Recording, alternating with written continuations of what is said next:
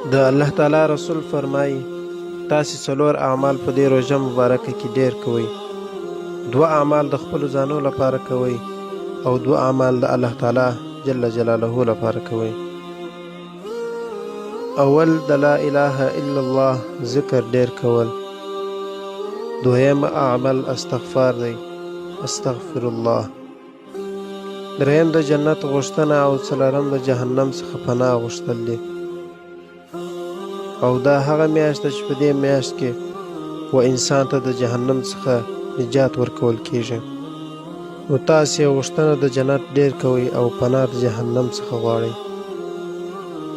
د الله تعالی رسول فرمایي دا میاشت د صبر میاشت ده او د صبر بدله جنت دی. نو تاسې صبر کوئ.